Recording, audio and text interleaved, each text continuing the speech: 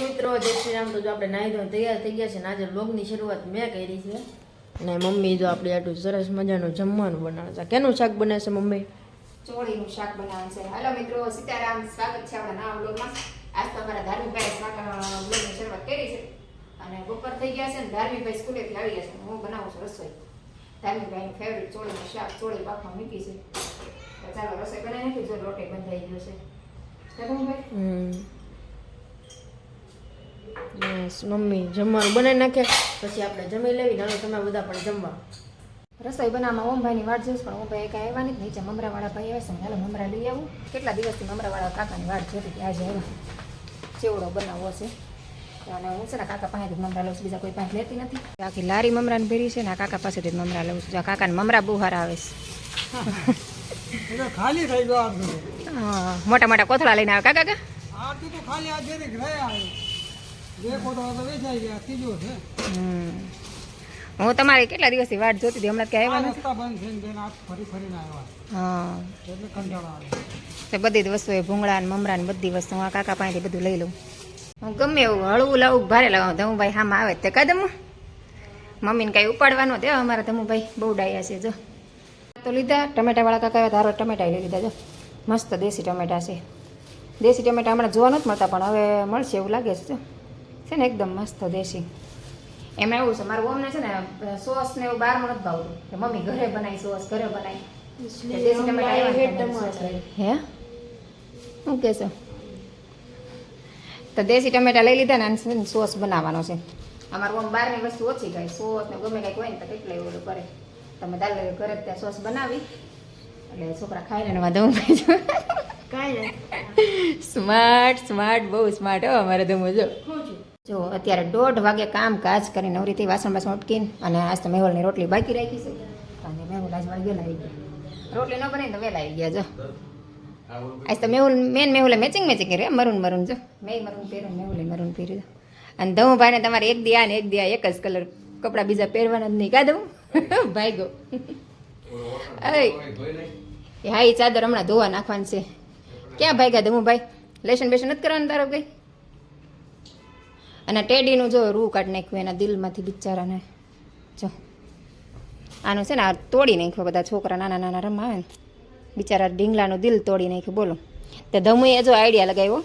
આ જબલામાં રૂ બધી દઉં ને પછી આમાં નાખ્યું તો ઓમ શિવ આવે ને તો એ કાઢી નાખ્યું. બોલો કેટલો મસ્ત ટેડી છે ને. આ ઓમનો કંઈક 7મો કે 8મો બર્થડે હતો ને ત્યારે મેં બાબરાથી લીધું હતું.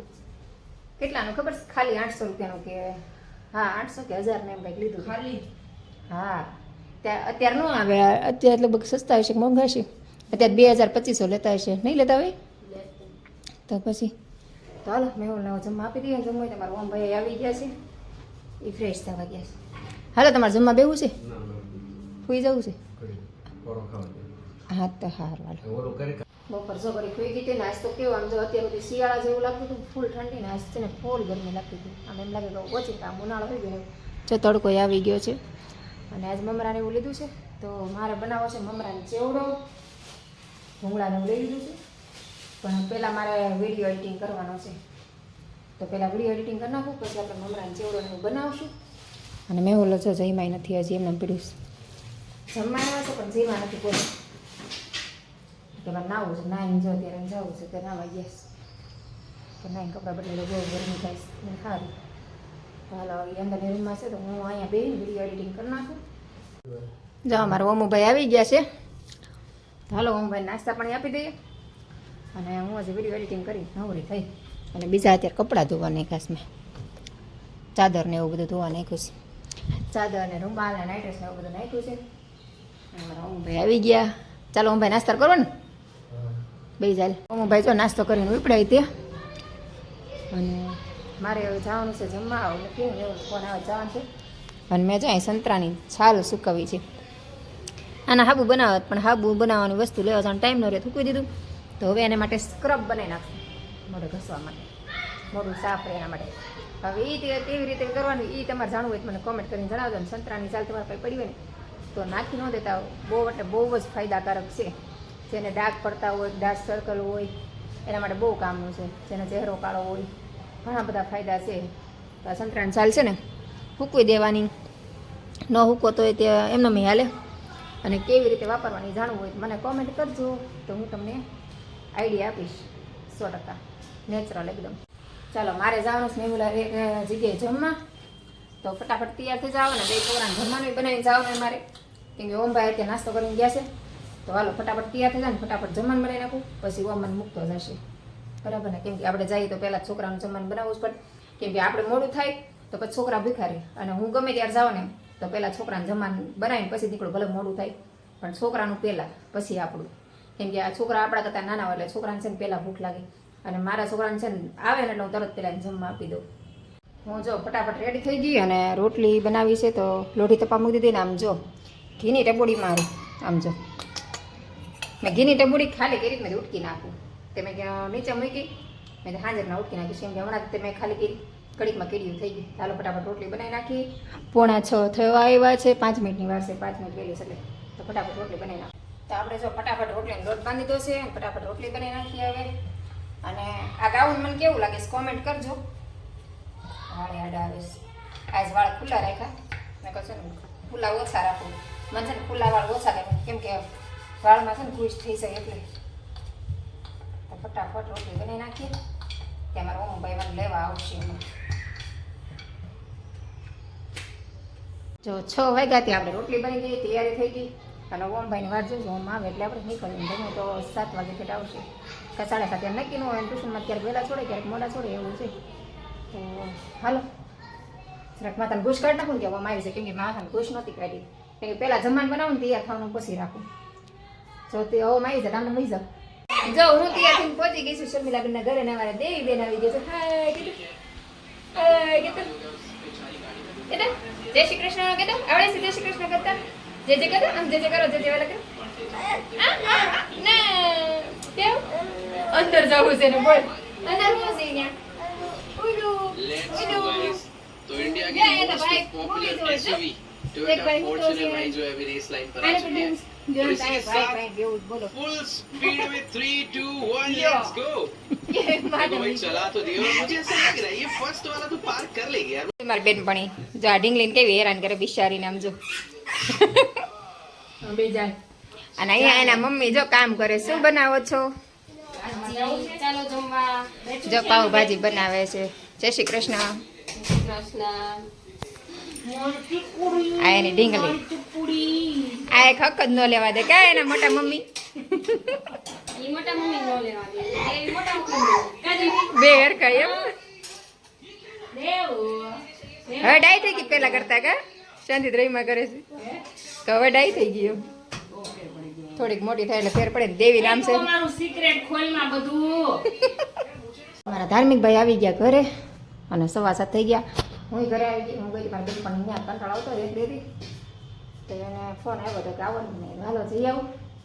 અને ત્યાં પાઉંભાજી બનાવતા તો ભાજી લેતી આવી હારે ધમભાઈ માટે કદું.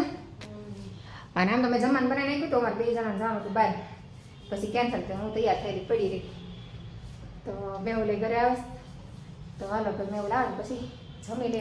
ઓમભાઈ આવે પછી સ્માર્ટ તો જો કેટલો છે. અમારા ધાર્મિક ભાઈ જો જમવા બેસી ગયા છે. બોલો પાઉંભાજી મારી બેનપણી નથી આવી. જો આમાં ભાજી લાવીશું અને પાઉં છે તો પાઉંભાજી નથી ખાતો, અને શાક ને રોટલી મેં બનાવ્યું હતું ને એ ખાઈ કે મમ્મી કે શાક રોટલી ખાવાની મજા આવે કા? હા તો પાઉંભાજી કરતા શાક રોટલી આમ જોઈએ તો શાક ને રોટલી આમ તમે કેટલા 6 વાગે બનાવી નાખ્યું, તો અત્યારે 7:30 થવા આવ્યા.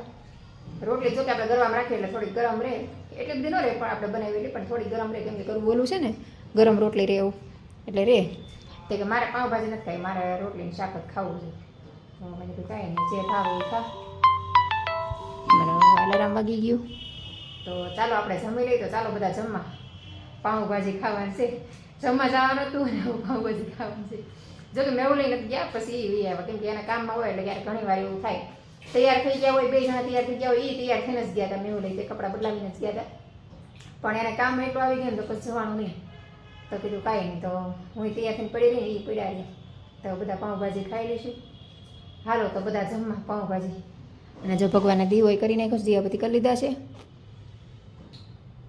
અને મેં જો વટાણા થોડાક બીજા હતા ને ધોઈને કોરા કરવા મૂક્યા છે, કેમ કે આપણે સ્ટોક કરવાનો એટલે એમાં ઝીણા વટાણા હોય ને આવા એ કાઢી નાખવા પડે, નકર આ ઝીણા અને કૂણા વટાણા હોય ને તરત બગડી જાય, અને એમાં પાણી વધારે હોય એટલે આ વટાણા વધારાના કાઢી નાખ્યા. અને સારા સારા વટાણા હતા ને એ કોરા કરવા મૂક્યા, પછી કોરા થઈ જાય ને એટલે કોથળીમાં ભરીને મૂકી દઈશું, અથવા પ્લાસ્ટિકના ડબ્બામાં કાપડ રાખીને ડબ્બામાં ભરીને મૂકી દઈએ, ગમે ગમે એ રીતે મૂકવી આપવી. તમે રોટલી ખાધી કે પાઉં ખાધા? છે. કેમ રોટલી પૂરી થઈ ગઈ?